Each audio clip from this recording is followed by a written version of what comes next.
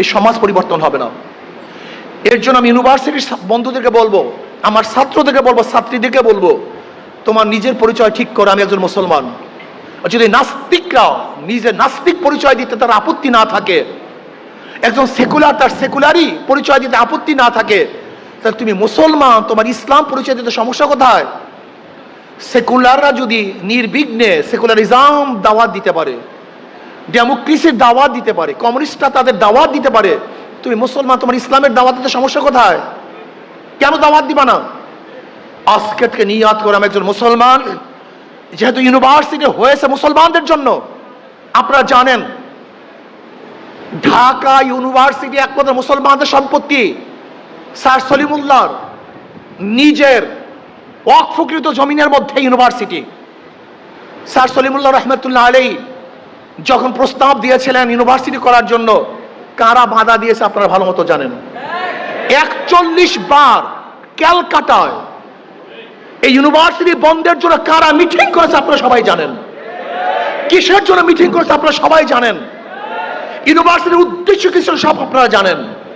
কিন্তু আজকে যারা বারবার বাধা দিয়েছে, তারা এখানে বসে সদ্দারি করবে, মাতদারি করবে।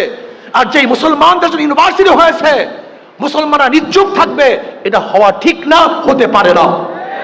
তোমরা জাগ্রত হও, মুসলমান জাগ্রত হও, নিজেকে সাহস শক্তি নিয়ে আমি মুসলমানের পরিচয় দাও। আগে আমি একজন মুসলমান, আমি একজন মুসলমান। এদেশে 92% মুসলমানদের দেশে তুমি নিজের পরিচয় দিতে লজ্জা পাও কেন? কারণটা কি? আজকের থেকে নিয়াত কর, আমি একজন মুসলমান, এটা আমার গৌরব। আমি একজন ধার্মিক, এটা আমার গৌরব। তোমার বাবা ধার্মিক, তোমার মা ধার্মিক, তোমার দাদা ধার্মিক, তুমি নিজেকে যদি ধার্মিক হিসাবে পরিচয় দিতে লজ্জা পাও, তা তোমার চেয়ে বেয়াকুব আর দুনিয়া থেকে কেউ হতে পারে না। আমার বাবা ধার্মিক, সে নামাজ পড়ে। আমার মা ধার্মিকা, সে নামাজ পড়ে, সে রোজা রাখে। আমি তার গর্বে জন্মগ্রহণ করেছি, সে ঔরাসে জন্মগ্রহণ করেছি। অথচ আমি ইউনিভার্সিটি আসার পরই আমি ইসলাম পরিচয় আমার লজ্জা লাগে, খারাপ লাগে। ইসলামী আদর্শ বাস্তবায়ন করতে আমার লজ্জা লাগে। আজকে নাস্তিকরা দেশ দখল করে ফেলছে। আজকে সেকুলাররা ইউনিভার্সিটির ক্যাম্পাসগুলিকে দখল করে ফেলছে। এখান থেকে ইউনিভার্সিটিকে বের করতে হবে, আমাদের মুক্ত হতে হবে, ইসলাম প্রচার করতে হবে। তুমি গৌরবের সাথে বলো, আজকের থেকে আমি একজন মুসলমান। আমি বিশ্বাস করি, আমি আল্লাহর কসম করে বলতে পারি, আজকে এখানে যারা আসছেন, এখানে যারা এসছেন, এই কয়জন মানুষ যদি দায়ী হয়ে যান, আমার মেয়েরা, আমার সন্তানেরা, আমার ছেলেরা, আজকের থেকে তোমরা যদি নিয়াত করো, আমরা সবাইকে দাওয়াত দেব, আমি একজন মুসলমান, মুসলমান ইউনিভার্সিটি, মুসলমানের জমিতে ইউনিভার্সিটি, মুসলমানদের জন্য ইউনিভার্সিটি, মুসলমানের শিক্ষার জন্য ইউনিভার্সিটি। হ্যাঁ, ইউনিভার্সিটি মুসলমানের, পড়ার অধিকার সবার। বাজার করছি আমি, বাজার করার অধিকার সবার। রাস্তা করছি আমি, হাঁটার অধিকার সবার। প্রতিষ্ঠান করছি আমি, পড়ার অধিকার সবার। ইউনিভার্সিটির মুসলমানরা, পড়ার অধিকার সবার। এটা ভাবো তুমি, করছি আমি, অধিকার সবার। এটা হতে পারে না। কিন্তু তোমাকে বিশ্বাস করতে হবে, এই দেশ করছি আমরা। তুমি কি জানো, ব্রিটিশ হটাও আন্দোলনে ইন্ডিয়ান গেটের মধ্যে প্রায় 93,000 মানুষের নাম লেখা আছে, কম বেশি। সেখানে 63,000 মানুষ হলো মুসলমান, 63,000। অথচ আমরা জানি না, ব্রিটিশ হটাও আন্দোলনের সবচেয়ে বেশি রক্ত দিয়েছে মুসলমান, কিন্তু ইতিহাস বিলীন হয়ে গেছে। এই পাকিস্তান করার পিছনে একমাত্র অবদান ছিল মুসলমানদের, একমাত্র অবদান মুসলমানদের। 47-এ যদি ভারত থেকে আমরা আলাদা না হতাম, তা কিয়ামত পর্যন্ত আন্দোলন করতে পারতাম, কিন্তু লাল সবুজের পতাকা উড্ডয়ন করতে পারতাম না। 47-এ ভারত থেকে আলাদা হওয়ার পরে পাকিস্তানের দুইটা অংশ, পশ্চিম পাকিস্তান, পূর্ব পাকিস্তান। ভেবেছিলাম বৈষম্য দূর হবে, মানুষ শান্তি পাবে, মুক্তি পাবে। কিন্তু পশ্চিমারা আমাদের উপরে জুলুম করার কারণে 71-এ আবার আমরা তাদের বিরুদ্ধে আন্দোলন করে বাংলাদেশ স্বাধীন করেছিলাম। যদি ওই সময় মুসলমানরা ভারত থেকে আলাদা হয়ে পাকিস্তান করতে না পারতো, তাহলে কিয়ামত পর্যন্ত আন্দোলন করতে পারতাম। তোমরা জানো, কাশ্মীরে মুসলমানদের পার্সেন্টেজ সবচেয়ে বেশি, হায়দ্রাবাদে মুসলমানদের সংখ্যা বেশি, পাঞ্জাবের অবস্থা তোমরা জানো। কিন্তু আজ পর্যন্ত তারা আলাদা হতে পারে না, স্বাধীন হতে পারে নাই। যদি 47-এ আমরা ভারত থেকে আলাদা হয়ে পাকিস্তান নামে একটা দেশ করতে না পারতাম, তাহলে 71-এ বাংলাদেশের স্বাধীনতা আমরা পেতাম না। কাজে দেশ মুসলমানদের দেশ, তোমার বলতে আপত্তি কোথায়? তুমি বলো না কেন? যে ব্রিটিশ হটাও আন্দোলনে মুসলমানদের শেরকাত শরিক সবচেয়ে বেশি ছিল। পাকিস্তান করার পিছনে মুসলমানদের আন্দোলন এবং কার্যকরী ভূমিকা সবচেয়ে বেশি ছিল। আবার একত্রিত তুমি দেখো, বীর মুক্তিযোদ্ধা, বীর উত্তম, বীর শ্রেষ্ঠ যতজন আছে এর মধ্যে প্রায় 98% মুসলমান, 98% মুসলমান। শুধু কি তাই, তুমি স্পষ্ট বলো যে 2024-এর জুলাই আগস্টের আন্দোলনে যারা শাহাদাত বরণ করেছে, মৃত্যুবরণ করছে, 100 সবাই মুসলমান। এগুলো বলো, তুমি সাহস করে বলো, তোমার পরিচয় দাও, তুমি কে? তুমি এইভাবে পরিচয় দাও যে 750-800 বছর পর্যন্ত এই পাক উপমহাদেশের শাসক ছিল মুসলমান, বলতে থাকো, সমস্যা কি তোমার? এটা সত্য ইতিহাস, এইটাই সত্য। তুমি এইভাবে বলো গোটা পাক উপমহাদেশ, গোটা দুনিয়ার মধ্যে পরিচয় লাভ করাইছে মুসলমান, এটা বলতে থাকো। তুমি এইভাবে বলো ব্রিটিশ হটাও আন্দোলনের প্রথম সংগ্রামের সূচনা করেছিল শাহ আব্দুল আজিজ সাহেব রহমতুল্লাহ আলাইহি। 1803 ঈসাই সালে যখন ব্রিটিশ দিল্লি দখল করে, তখন শাহ আব্দুল আজিজ সাহেব রহমতুল্লাহ ঘোষণা দিয়েছিলেন আজকের থেকে পাক উপমহাদেশ দারুল ইসলাম নয়, দারুল হরব। এই ব্রিটিশদের বিরুদ্ধে আন্দোলন করা প্রত্যেক মুসলমানদের জন্য ফরজে আইন। ওই দিনই ব্রিটিশ হটাও আন্দোলনের বীজ বপন হয়েছিল, বলতে থাকো, সমস্যা কি তোমার? অথচ তুমি কি হয়েছ? বাঘের বাচ্চা ইঁদুর হয়েছ, তুমি বাঘের বাচ্চা বিড়াল হয়েছ, তুমি বাঘের বাচ্চা মুসলমান, আজকে ইঁদুর হয়েছ তুমি, তোমাকে বিড়াল বানানো হয়েছে। ইসলামের পরিচয় ধ্বংস করে তোমাকে ধ্বংস করার চক্রান্ত করতেছে। প্রথম যদি আমি আমার পরিচয় না জানি, আমার বাবাকে, আমার মাকে, আমার বংশ কি, আমি কি পরিচয় দেব? এই পরিচয়হীন ভাবে আমাদেরকে গড়া হচ্ছে। তোমার পরিচয় কি? আমি বাঙালি, আমি বাংলাদেশি, আমি সেকুলার, আমি উদারপন্থী, আমি নন সাম্প্রদায়িক। তুমি এইভাবে বলো আমি এখন সাম্প্রদায়িক মুসলমান, মুসলমান সম্প্রদায়ের লোক আমি। সাম্প্রদায়িকতা ভিন্ন জিনিস, সম্প্রদায় ভিন্ন জিনিস। সাম্প্রদায়িকতা কাকে বলা হয় তোমরা ভালো মতো জানো, সাম্প্রদায়িকতা কি জিনিস আর সম্প্রদায় কি জিনিস। মুসলমান সম্প্রদায় কোনো বিজাতির উপর আক্রমণ, অত্যাচার, অবিচার করে না। আপনার ইতিহাস জানেন, আল্লাহ যদি কবুল করে আরেকদিন বয়ান করব তোমাদের সামনে, সেই দিন আমি সব ইতিহাস তুলে ধরবো।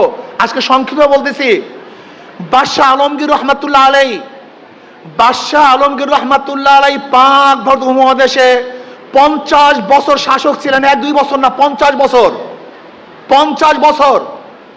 এই 50 বছর শাহ আলমগীর রহমাতুল্লাহ আলাইহি বাদশাহ ছিলেন। তিনি ইচ্ছা করলে এই পাক উপমহাদেশে প্রত্যেকটা মন্দির ভাঙতে পারতেন, কিন্তু একটা মন্দির ভাঙেন নেই।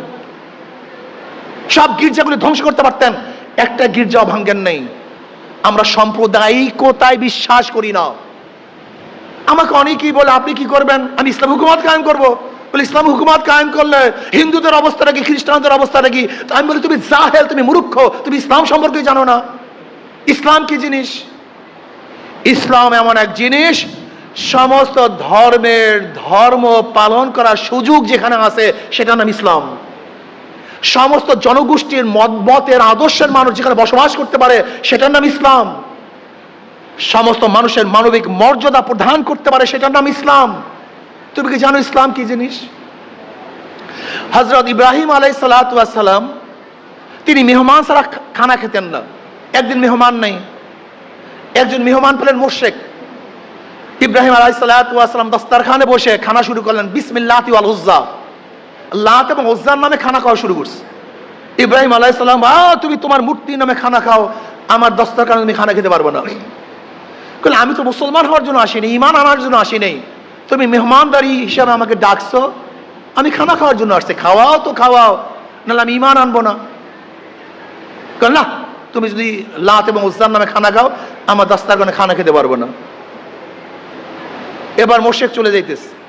আল্লাহ পাক রব্বুল আলামিন ডাক দিয়ে বলে, ইব্রাহিম, এই মুশরিক 80 বছর পর্যন্ত লাত এবং উজ্জার নামে খানা খেয়েছে, আমি একদিনও তার খানা বন্ধ করি নাই। আজকে তোমার সামনে বলার কারণে তুমি খানা বন্ধ করে দিয়েছো। আমি তো রেজেককে আম করে ফেলছি। বৃষ্টি হিন্দুর উপরেও পড়ে, মুসলমানের উপরেও পড়ে। খাদ্য মুসলমানের জমিতেও ফলে, হিন্দুর জমিতেও ফলে। আল্লাহ পাক রেজেককে আম করছেন, চিকিৎসাকে আম করছেন, বস্ত্রকে আম করছেন, শিক্ষাকে আম করছেন, বাসস্থানকে আম করে ফেলছেন। সাধারণ মানে সাধারণ, সবার জন্য সমান। ইসলাম যদি আসে, শুধু মানুষ নয়, ইসলাম কি জিনিস জানেন? উমর বিন আব্দুল আজিজ সাহেব রহমান, ভালো মতো শুনেন আমার ছাত্র বন্ধুরা, আমার ছাত্রী মেয়েরা, খুব ভালো মতো শুনেন। ওমর বিন আব্দুল আজিজ রাহমাতুল্লাহ আলাইহি ইন্তেকালের পরে গ্রাম্য এক কৃষক বলতেছে, ওমর বিন আব্দুল আজিজ দুনিয়াতে নেই। বলে বুঝলেন কিভাবে? বলে যে দেখো, একটা নেকড়ে বাঘ এক নিরহ ছাগলের উপর আক্রমণ করতেছে। ন্যায়পরায়ণ বাদশা জিন্দা থাকতে একটা নেকড়ে বাঘও সাধারণ নিরহ কোনো জানোয়ার উপর আক্রমণ করতে পারে না। আজকে এত ঘটনা কেন ঘটতেছে? এত জুলুম, এত অত্যাচার, এত অবিচার, এত খুন, এত ধর্ষণ, এর কারণটা কি?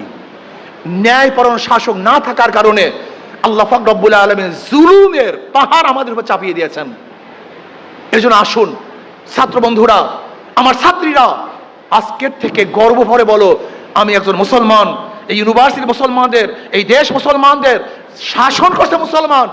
আগামীতে ইনশাআল্লাহ এই বাংলাদেশের শাসক হবে যাদের সাথে মদিনাওয়ালার আদর্শের সাথে মিল আছে, নীতির সাথে মিল আছে। আমেরিকা, রাশিয়া, চীন, পিকিন, ভারতের সাথে যাদের মিল আছে, 92% মুসলমানদের দেশে তারা শাসক হতে পারে না। এটা বলে দাও, সাহসের সাথে বলতে থাকো।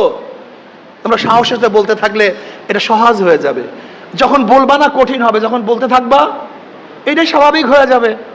ধরে নাও আমাদের মাদ্রাসার ক্যাম্পাসগুলিতে সমস্ত ছাত্ররা টুপি পরে হাঁটে, লম্বা জামা গায়ে দেয়, তার মানে এটাই স্বাভাবিক, পরিবেশ স্বাভাবিক হয়ে গেছে।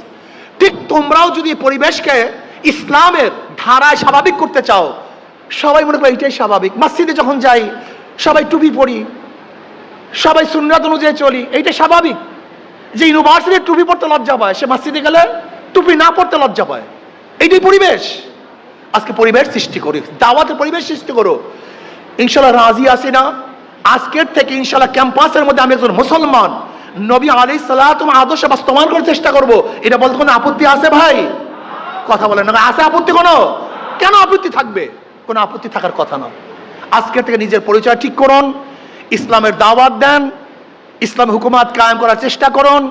ইসলাম হুকুমাত যদি কায়েম করতে পারেন, সেখানে ঋষি, কামার, মজদুর, জেলে, তাঁতি, ধোপা, হিন্দু, মুসলমান, বৌদ্ধ, খ্রিস্টান, পুরুষ, মহিলা, প্রত্যেকের ন্যায় সঙ্গত প্রত্যেকের অধিকার বাস্তবায়ন হবে। জুলুম থাকবে না, অত্যাচার থাকবে না, অবিচার থাকবে না। আমার মেয়েরা ধর্ষিতা হবে না, সিলোথানি হবে না, ইফটিজিং এর শিকার হবে না। প্রত্যেকের ন্যায্য অধিকার বাস্তবায়ন করতে পারবো ইনশাআল্লাহ। আমরা এই দেশকে কেন স্বাধীন করেছিলাম? সাম্য, মানবিক মর্যাদা, সামাজিক ন্যায় বিচার প্রতিষ্ঠা করার জন্য। সাম্য, মানবিক মর্যাদা, সামাজিক ন্যায় প্রতিষ্ঠিত করা, বিচার প্রতিষ্ঠা করার জন্যই আমরা এই দেশ স্বাধীন করেছিলাম। আসো আমরা সমৃদ্ধভাবে ইসলামের প্রচার করি। আমি একজন মোমেন, এটাকে বিশ্বাস করি। আমার সর্বশ্রেষ্ঠ নীতি ইসলাম, এটা বিশ্বাস করি। ইনশাআল্লাহ আজকের থেকে আমাদের কাজ শুরু করবো। আল্লাহ আমাকে এবং আমাদের সবাইকে আলিহাও ওয়াকালা ইন্নানি মিনাল মুসলিমিন, আমি একজন মুসলমান। আপনার পরিচয় আগে ঠিক করেন, আপনি কে? আগে আপনার পরিচয় ঠিক করেন। যত ভেজালের জায়গা এখানে, আপনার পরিচয় আপনারা জানেন না। আমি কয়েকদিন আগে বিদেশে ছিলাম, সিঙ্গাপুর গেছিলাম, মালয়েশিয়া দেখছি,